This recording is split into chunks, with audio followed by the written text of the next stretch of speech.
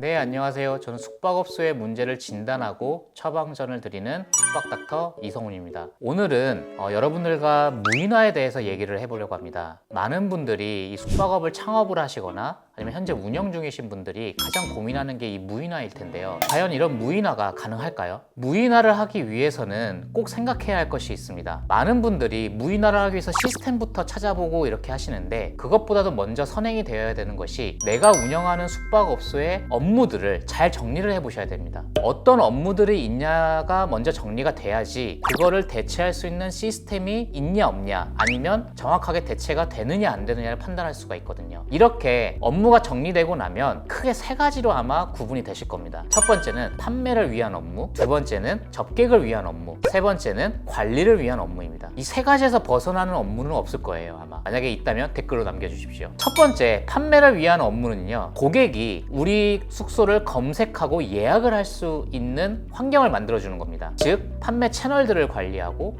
마케팅일 수도 있죠. 이렇게 고객들에게 내 숙소를 판매할 수 있는 그런 사이트들을 관리하는 일이 판매하는 업무입니다. 이것은 무인화가 가능할까요? 가능하죠. 이 부분은 자동화로 가능합니다. 시스템을 통해서 내 상품이 많은 채널들에게 노출이 돼서 판매가 되게끔 할 수가 있는 것이죠. 두 번째, 접객을 위한 업무는 고객을 응대하는 업무죠. 고객이 예약이 돼서 체크인을 하는 경우 체크인을 해줘야 되고요. 또 투숙을 해서 객실 안에서 이것저것 행동을 하시다가 궁금한 것도 생기고 요청사항도 생깁니다. 그런 것들도 저희가 다 응대를 해드려야 되고, 또 체크아웃을 할 때 또 체크아웃도 받아야 됩니다. 이렇게 접객을 해야 하는 업무는 무인화가 가능하죠. 최근에 나오는 키오스크 같은 경우들이 그런 것들을 대체하기 위함입니다. 그렇다면 100% 무인화가 가능한지는 좀 더 저희가 많은 생각을 해봐야 됩니다. 왜냐하면은 키오스크를 도입했다고 해서 그런 접객의 업무를 모두 없앨 수는 없습니다. 그렇기 때문에 현재는 키오스크와 소수의 인력으로 운영을 하는 전략을 수립을 해야 되는데요. 여기서는 굉장히 많은 상황들을 고려해야 됩니다. 그런 많은 상황들을 대비할 수 있는 운영 전략이 있어야지만이 무인화가 가능하거든요. 그렇기 때문에 제가 생각했을 때는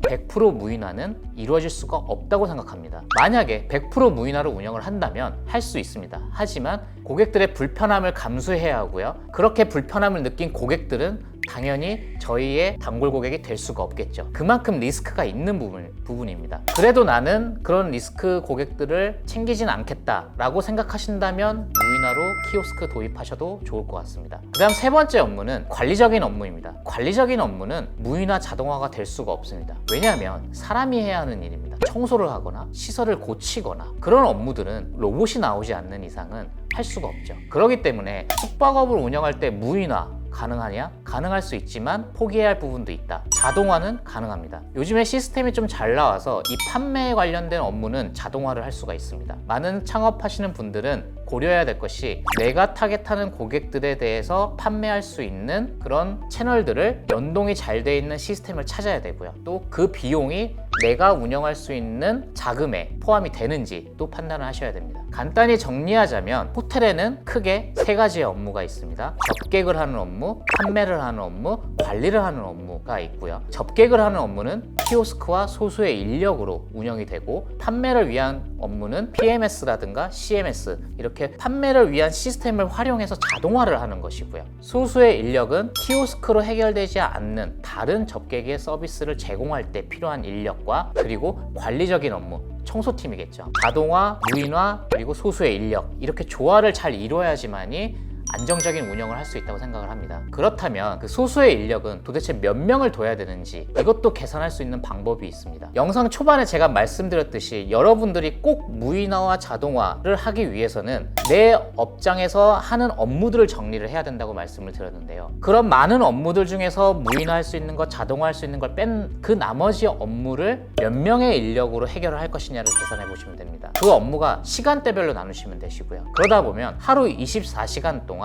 그 업무를 어느 시간대 해야 되는지, 그럼 그 시간대에 몇 명이 투입돼야 되는지 인원이 나옵니다. 그렇다면 계산법을, 예를 들면 하루는 24시간이고 근무자는 8시간, 9시간 근무를 하죠. 그러면 하루에 3명이 나와야 됩니다. 그 24시간 동안 내가 어떠한 인력이 들어가는 업무를 시킨다고 가정했을 때요. 이렇게 하루에 3명씩 들어간다고 가정했을 때 한 달로 치면 한 달을 30.4일로 계산을 하는데 약 91.2개의 근무가 필요합니다. 91.2개의 근무가 필요한데 한 사람당 한 달에 근무를 할 수 있는 건 22번입니다. 그럼 이 90일을 22로 나누게 되면 4.1명 정도가 나옵니다. 즉 여러분들은 내 업장에 매 시간대 한 명만 두겠다라고 가정하신다면 총 4명의 인력을 채용하셔야 됩니다. 이렇게 인력 채용에 대한 계산법도 말씀을 드렸는데요. 다시 한번 정리해서 말씀드리면 이 무인화 굉장히 어렵습니다. 아직까지는 시스템이 인력이 투입돼서 하는 서비스를 대체할 수 없는 것이 있다 보니까 조금은 부족한 부분들이 많은 상황입니다. 그래서 창업하시는 분들이나 현재 운영하시는 분들이 무인화를 많이 고민하신다면 첫 번째, 우선 내 업장의 업무를